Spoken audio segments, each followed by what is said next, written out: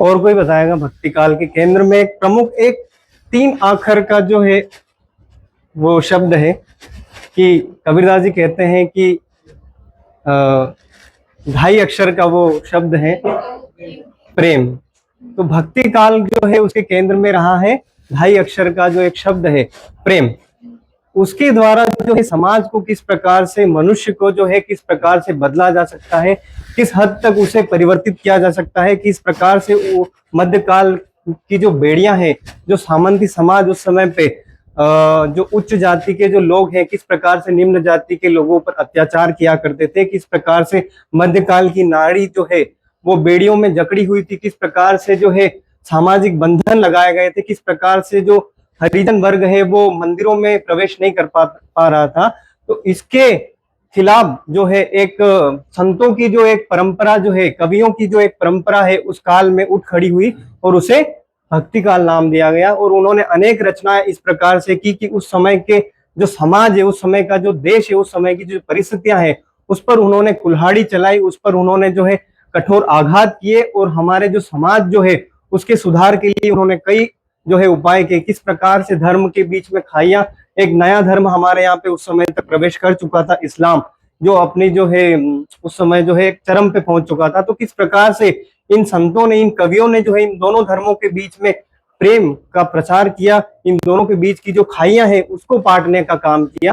तो आज जो है हम भक्ति काल की सगुण और निर्गुण जो दोनों परंपराएं हैं उसको थोड़ा समझने की कोशिश करेंगे और उसके द्वारा जो आप जो है सगुण और निर्गुण के बारे में जो है आपकी समझ इससे विकसित होगी, उसके बारे में आपकी अंडरस्टैंडिंग डेवलप होगी। दूसरा ये है कि इन दोनों में आप अंतर कर पाएंगे।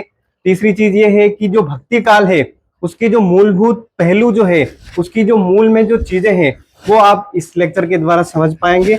और इसकी शुरुआत जो है मैं एक कबीरदास जी का जो एक भजन है उसके द्वारा आपके जहन में जो है भक्ति काल की जो पृष्ठभूमि है, या कह लीजिए उन्होंने जो अपने मूल्य दिए भक्ति काल ने, जो अपने जो भक्ति काल की जो विशेषता है वो सारी उस भजन में परिलक्षित होगी, आपको सारी आपको जो है उसमें प्रतिबिंबित होगी। तो वो भजन जो है मैं आपको सुनाऊंगा, उसके द्वारा जो है आप भक्ति काल के बारे में आपकी जो समझ है वो थोड़ी विकसित होगी।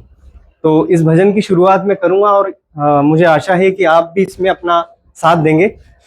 तो मैं शुरू कर रहा हूं। ये जो है कबीरदास जी का भजन है और इसमें जो है कबीरदास जी कहते हैं कि जीवन जो है वो उसको जगत जो है उसको जो ये जो संसार जो है इसको वो माया कहते हैं कि किस प्रकार से आप इस माया में उलझ जाते हैं और वो जो वास्तविक परमात्मा जो है, वास्तविक जो सत्य है, जो वास्तविक जो ज्ञान है उसकी प्राप्ति आपको नहीं हो पाती और आप जीवन भर अशांति और फ्रस्ट्रेशन का शिकार होते रहते हैं और एक दिन आप जो है इस मोह माया का में जकड़ जाते हैं और इसी में आप खत्म हो जाते हैं। लेकिन जो वास्तविक ज्ञान जो है आपको प्राप्त नहीं हो पाता और जो है वो इसी जीवन में रहकर वो किस प्रकार से प्राप्त किया जा सकता है, ये बात जो है कबीरदास जी ने इस भजन में बताई है कि जीवन किस प्रकार से क्षणभंगुर है, किस प्रकार से वो एक कागज की पुड़िया है कि वो 2-4 बूंद पानी की बूंद अगर उस पर गिरेगी तो वो किस प्रकार से मिट्टी में मिल जाएगा। ये बात इस भजन में जो है कबीरदास जी कहते हैं और इसमें जो है जीवन को धीरे धीरे चलने के लिए कहते हैं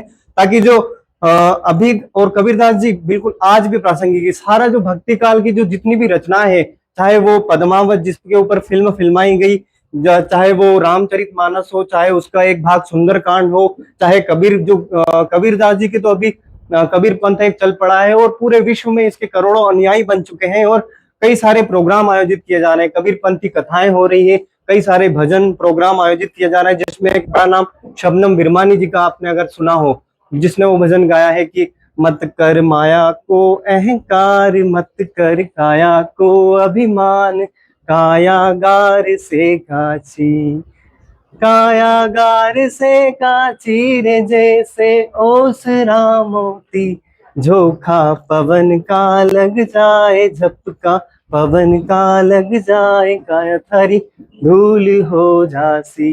तो इस प्रकार के जो भजन की जो परंपरा है वो आज भी प्रासंगिक बन पड़ी है। इसी वजह से जो भक्ति काल है उसे हम मध्यकाल का या पूरे हमारे इतिहास का जो है स्वर्ण युग कह रहे हैं। तो कबीरदास जी का वो जो भजन है वो मैं आपके सामने प्रस्तुत करूंगा कि धीरे धीरे रे मना, कि धीरे धीरे रे मना,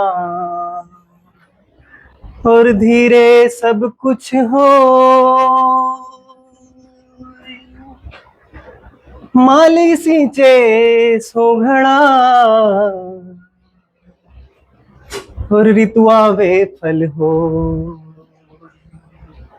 किस प्रकार से हम अभी जो है एक पूंजीवादी समाज में जी रहे हैं, जहां पर जो व्यक्ति है वो पूंजी के पीछे भाग रहा है और उसका जो हृदय है वो पीछे छूटता जा रहा है। बुद्धि हमेशा आगे बढ़ती जा रही है, लेकिन जो हमारा हार्ट है, हमारा जो हृदय है वो पीछे छूटता जा रहा है। हम जो है पूंजी की जकड़ में आ चुके हैं और हम जो है अपने पराये की भावना से भी दूर जा चुके हैं। भाई भाई का नहीं हो रहा है, पति पत्नी का नहीं हो रहा है, पत्नी पति की नहीं हो रही है, और माँ बेटा माँ बाप के नहीं हो रहा है। ये सब समस्याएं हम देख पा रहे हैं। ऐसे में जो है कबीरदास जी का जो भजन है काफी प्रासंगिक बन पड़ता है। वो कहते हैं आगे कि जरा धीरे धीरे गाड़ी हाँको, हो जरा हल्के गाड़ी हाँको, मेरे राम गाड़ी वाले, जरा धीरे धीरे गाड़ी हाँको, मेरे राम गाड़ी वाले, जरा हल्के गाड़ी हाँको, मेरे राम गाड़ी वाले। हाँ जी, गाड़ी मारी रंग रंगीली न पहिया है लाल गुलाल, गाड़ी मारी रंग रंगीली न पहिया है लाल गुलाल, भैया हल्के गाड़ी हाँको, मेरे राम गाड़ी वाले, जरा धीरे धीरे गाड़ी हाँको, मेरे राम गाड़ी वाले, जरा होले होले गाड़ी हाँको, मेरे राम गाड़ी वाले। अजी हाकने वारो छेल छबीलों ने बैठने वारो, राम भैया हल्के गाड़ी हाँको, मेरे राम गाड़ी वाले, जरा धीरे धीरे गाड़ी हाँको, मेरे राम गाड़ी वाले, जरा धीरे धीरे गाड़ी हाँको, मेरे राम गाड़ी वाले, जरा हल्के गाड़ी हाँको, मेरे राम गाड़ी वाले। हाँ जी, गाड़ी अटकी रेत मेरे भाई मंजिल पड़ी है दूर, गाड़ी अटकी रेत मेरे भाई मंजिल पड़ी है दूर, अजी धर्मी धर्मी पार उतर गया ने पापी चकना चूर, भैया हल्के गाड़ी हाँको, मेरे राम गाड़ी वाले, जरा धीरे धीरे, जरा होले होले, जरा धीमे धीमे गाड़ी हाँको, मेरे राम गाड़ी वाले। हाँ जी, देश का वेद बुलाया, लाया जड़ी और बूटी, देश देश का वेद बुलाया, लाया जड़ी और बूटी, जड़ी बूटी तेरे काम न आई जब राम के घर की टूटी, भैया हल्के गाड़ी हाँको, मेरे राम गाड़ी वाले, जरा धीमे धीमे गाड़ी हाँको, मेरे राम गाड़ी वाले। है जी, चार जना मिले माथे उठायो ने बांधी काठ की घोड़ी, चार जना मिल माथे उठायो ने बांधी काट की घोड़ी, अरे ले जाके मरघट पे रख दिन फूंक दिनी जस होरी, भैया हल्के गाड़ी हाँको, मेरे राम गाड़ी वाले, जरा धीरे धीरे गाड़ी हाँको, मेरे राम गाड़ी वाले। अजी बिलख बिलख कर तिड़िया रोए, बिछड़ गई मेरी जोड़ी, अजी बिलख बिलख कर चिड़िया रोवे, बिछड़ गई मेरी जोड़ी, अरे कहे कबीर सुनो भाई साधु, जिन जोड़ी तिन तोड़ी, भैया हल्के गाड़ी हाँको, मेरे राम गाड़ी वाले, जरा धीरे धीरे गाड़ी हाँको, मेरे राम गाड़ी वाले। हो जरा धीमे धीमे, हो जरा होले होले, हो जरा हल्के गाड़ी हाँको, मेरे राम गाड़ी वाले, मेरे राम गाड़ी वाले, घनश्याम गाड़ी वाले। हो जरा धीरे धीरे गाड़ी हाँको, मेरे राम गाड़ी वाले, मेरे राम गाड़ी वाले।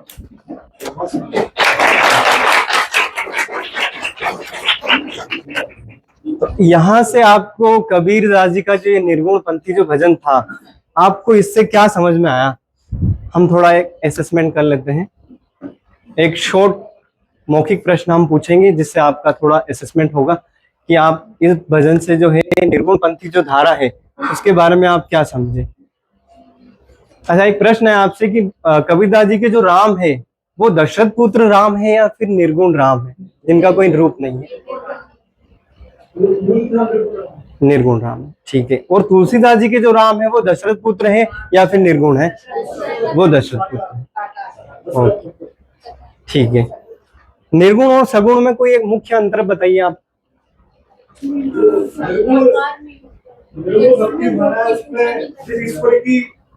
जिस ईश्वर को परमात्मा कहा जाता है उसका कोई आकार नहीं है, कोई रंग नहीं है, कोई रूप नहीं है।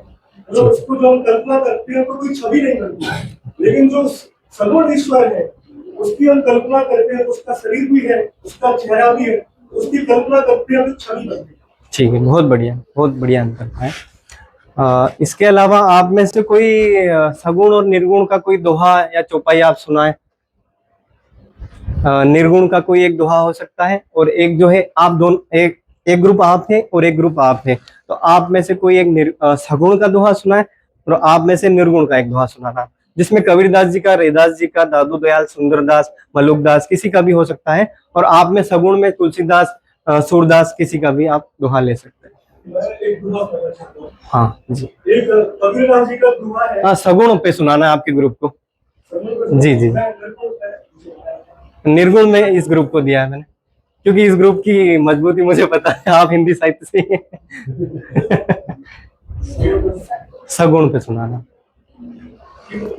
हाँ, तुलसीदास जी का कोई आप ले सकते हैं। निर्गुण पे आप कबीरदास जी के बहुत सारे दोहे हैं जो आप आपके आम जनजीवन में आप सुनते ही रहते हैं। निर्गुण में कबीरदास जी, रैदास जी, ये सब आ जाते हैं। हाँ जी जी जी जी जी। कि हरी डाली ना तोड़िए, लागे घिरा बाण, दास मल्लू का यूं कहे अपनों से दिया। अच्छा, मलुकदास जी वैसे जो है निर्गुण परंपरा के हैं, तो कोई बात नहीं, ठीक है। मुझे रैदास जी का याद आ रहा है। हाँ, ये भी निर्गुण परंपरा से। रस खान जी, ठीक ठीक।